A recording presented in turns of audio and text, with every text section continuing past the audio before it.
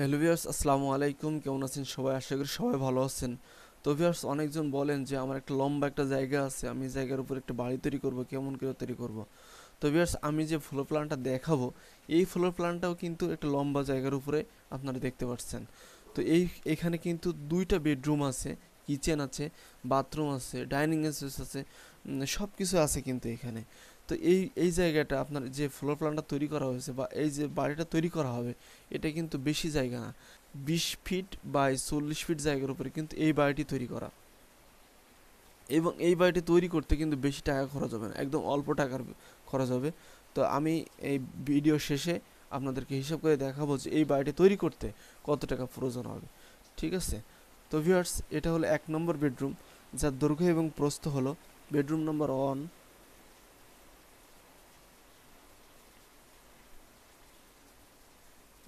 যার দৈর্ঘ্য এবং প্রস্থ হলো 11 ফিট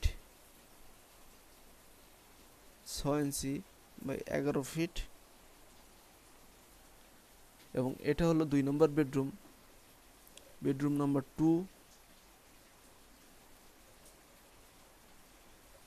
বেডরুম নাম্বার 2, যার দৈর্ঘ্য এবং প্রস্থ হলো 11 ফিট 6 ইঞ্চি বাই 11 ফিট। এটাও সেম সাইজ।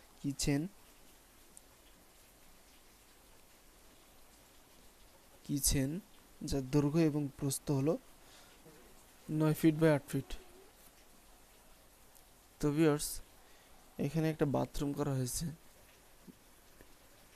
বাথরুম, যার দৈর্ঘ্য এবং প্রস্থ হলো 7 ফিট 3 ইঞ্চি বাই 6 ফিট 6 ইঞ্চি। এইটা হলো dining area.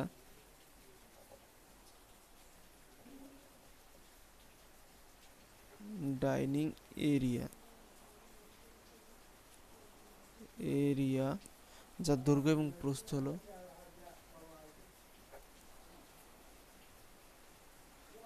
7 fit 6 inch by 15 fit 6 ইঞ্চি। আর এটা হচ্ছে লবি। লবি, যার দৈর্ঘ্য এবং প্রস্থ হলো 8 ফিট 2 ইঞ্চি বাই 7 ফিট। তো ভিউয়ার্স, এখানে কিন্তু সব কিছু দেওয়া আছে। এবং এইটা আমরা যেটা এটা বারান্দা মতো বা এখানে সোফা টোফা দিই, আপনারা এটা ড্রয়িং স্পেস তৈরি করতে পারেন। যার দৈর্ঘ্য এবং প্রস্থ দিতে পারেন 9 ফিট বাই 10 ফিট 9 ইঞ্চি গুলি। এবং আমরা এখানে একটা সিঁড়ি তৈরি করছি, যে সিঁড়িটা আমরা এখান থেকে ভিতর দিয়ে এসে অথবা এই দিক দিয়ে এসে এখান থেকে ল্যান্ডিং হয়ে 3 ফিট, এখানে ল্যান্ডিং হয়ে এখানে 3 ফিট, এখানে 3 ফিট ল্যান্ডিং হয়ে এদিক দিয়ে পুরোটা ছাদের উপর চলে গেল।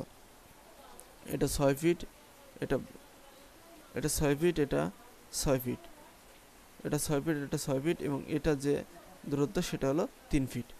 এখান থেকে একটু 3 ফিট। রুমের যে দরজাগুলি হবে সেটা হচ্ছে D নাম্বার 1, এবং এটা হলো D নাম্বার 2, 2 নম্বর বেডরুমের দরজা। এটা কিচেনের D নাম্বার 3। এটা হচ্ছে বাথরুমের D1। ডাইনিং স্পেস, এখানে আপনারা যদি দরজা দিতে চান দিতে পারেন, না হলে যদি ওপেন স্পেস খোলা রাখতে চান তাহলে খোলা রাখতে পারেন। আর এটা হচ্ছে মেইন গেট, এটা হচ্ছে মেইন গেট এন্ট্রি। এখান দিয়ে আপনারা ভিতরে ঢুকতে পারবেন, বেরোতে পারবেন। এখানে কয়েকটা সিঁড়ির ধাপ দিলে আপনারা উঠতে পারবেন। ভিউয়ার্স, আমি কিন্তু এখানে প্রত্যেকটা রুমের জন্য 2টা করে জানালা দিয়েছি, যেমন window number 1, window number 2, window number 3, window number 4। এই বাথরুমের জন্য একটা হাই উইন্ডো, সে ডাইনিং এরিয়ার জন্য একটা বড় করে একটা উইন্ডো দিয়েছি।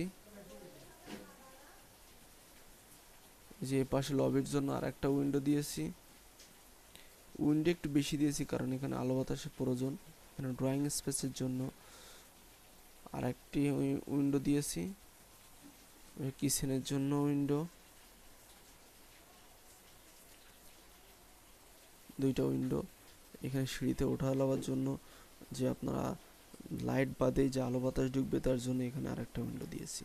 তো ভিউয়ার্স আপনারা এটা যদি কলাম দিয়ে তৈরি করতে চান, অথবা যদি মনে করেন না কলাম দিয়ে তৈরি করবো না, আমরা একতলা বাড়ি করবো, তাহলে কিন্তু সিম্পলি আপনারা এটা হচ্ছে পোতাটা 10 ইঞ্চি গাঁথনি, পরেরটা 5 ইঞ্চি ওয়াল দিয়ে কিন্তু গাঁথনিটা শেষ করে আপনারা কিন্তু বাড়িটা তৈরি করতে পারেন। আশা করি বাড়িটা তৈরি করলে আপনাদের কম খরচের ভিতরে এই বাড়িটা আপনারা সম্পূর্ণ শেষ করতে পারবেন। তো এই বাড়িটি তৈরি করার জন্য আপনাদের মাত্র